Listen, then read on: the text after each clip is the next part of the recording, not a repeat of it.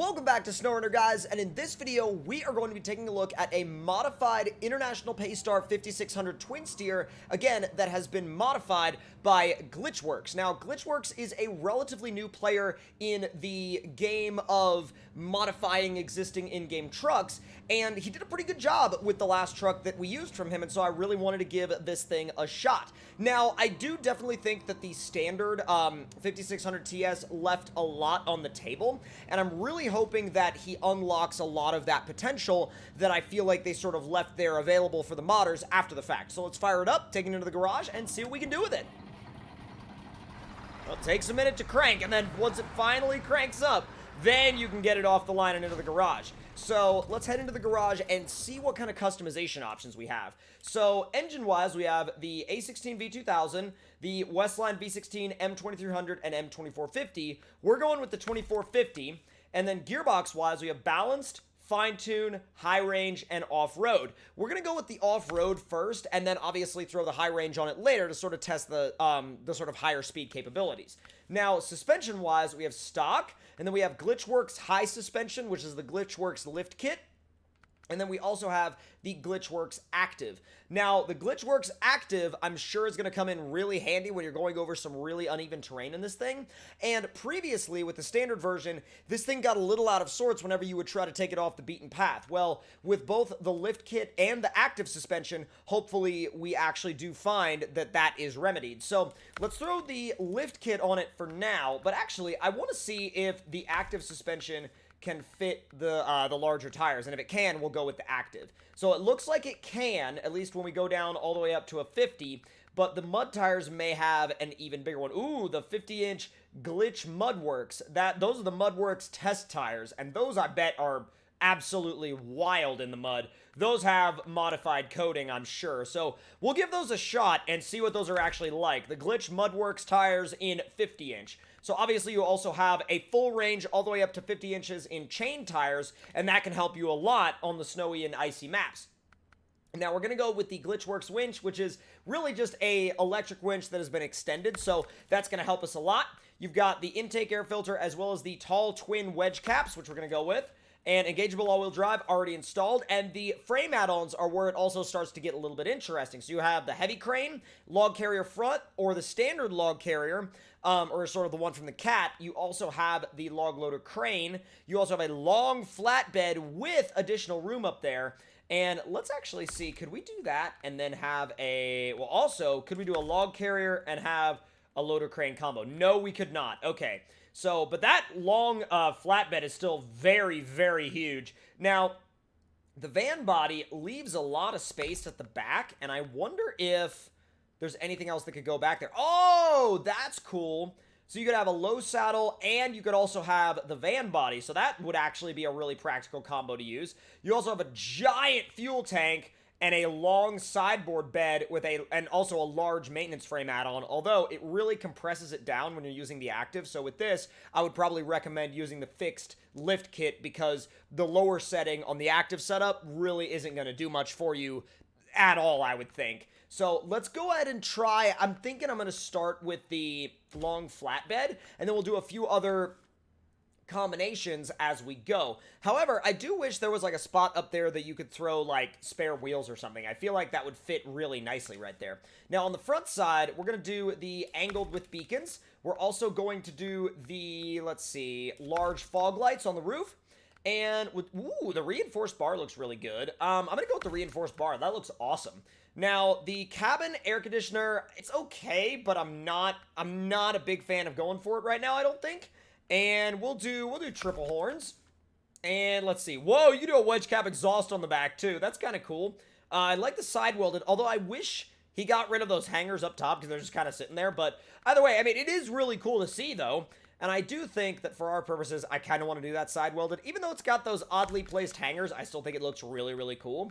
And wheels-wise, you have everything from, you know, super heavy-duty and old school to kind of newer school style wheels. I think we're going to go with kind of a blend of the two. We're going to go with these. I never really ever used those. So going through the color options, let's see if he's added anything in terms of colors. You've got obviously your standard color combos, and then, oh, these look pretty good. All right, I can get behind these. These look really good. Alright, so I think for this setup, for this build, I'm probably gonna go with a single color, actually. I know that a lot of people are gonna be like, oh my god, you paint every truck red, but you know what? This thing looks good in red, and in my opinion, it does look the best in, or at least red is one of the best looking colors on this truck. So we're gonna go with, obviously, beams on the dash, and I'm thinking we'll probably just throw, let's see, we'll do the pine tree right up there. Curtains we could do, but I'm not really the biggest fan of them right now. Let's see. Take my winch, Freedom Bird, and we'll probably do the wolf down there, and we'll do, what should we do up here? No road, no problem. I park where I want. And let's see, you could do a whole host of exterior stickers if you wanted to. I think we're probably just gonna put, we're just gonna put the bald eagles on the hood. That'll work. And hood ornaments, do we want anything up there? I'll put the saber tooth up there. Why not? That's a little over the top, but why not? Now, that is a good-looking setup. Let's see what it looks like with the suspension in lifted mode. That looks awesome. It does take a minute to fire up, though. It takes just a minute to fire up. You would hope that, like, you would be able to get it started just a little quicker, but it's not really that big of a deal. Now, while it does look really good with this 3-unit flatbed, the 3-unit flatbed is a little compromised, I think. So what I would probably do is I would probably go with, let's see. Actually, you know what would be the best companion for this? The 8-unit pull-behind IX trailer. That would be an incredible companion for this truck. The reason why I say that is because you could have whatever setup you wanted to on the frame, and then behind you, you could have an 8-unit trailer in the back. It'd be so good and so handy. All right, let's see what we want to throw on the back here just for testing purposes. Let's throw, let's throw a full set of concrete blocks. Really put the weight to it. You can see that rear suspension is starting to sag and sit down already. Yeah, the concrete loads definitely put these things to the test. Now, it definitely feels like it's got a little bit of an adjusted gear set. I don't know if whoa! Did you guys see that suspension articulation when we went over the bump? The truck barely moved and the suspension did all the work. That's awesome. Let's see how it does through here. Like, the truck moves a little bit, but there's so much articulation going on in the suspension, and it's soaking up the bumps so well that the Glitchworks tune on this truck is really, really good. It's not over the top, it's not overpowered, it's just enough to really give this truck the edge it needs. Let's see how she does up the steep stuff. Oh, no! Buried the bumper in the wall. I was kind of worried that would happen, but... All right, let's see what you got. No, no! Oh, man! It wants to go for it, but it's, like, right on the verge. It's, like, right on the verge of being able to make its way up the hill. But I'll tell you something. I really think that the Glitchworks tune has breathed some new life into this truck. I mean, look at it. It's got that classic look that I think a lot of people like about a lot of the trucks in this game. And I think not only does it fit the premise of the game, and not only does it fit the setting of the game, but I think that this adjustment to it, you know, this new tune, definitely brings it up to par with a lot of other trucks that people may like to use in terms of a all-purpose rig, like something they can use for cargo hauling, scouting, and rescue and support all in one truck. And I love when you can have an all-in-one setup like that, and I think it really does make this thing a viable option for an all-in-one setup like that. Let's see how these Mudworks glitch tires do in the mud with that new grip tune. I was gonna say tire and grip and glitch all in the same word, and it didn't make sense, and it all came out as gibberish, and that happens occasionally.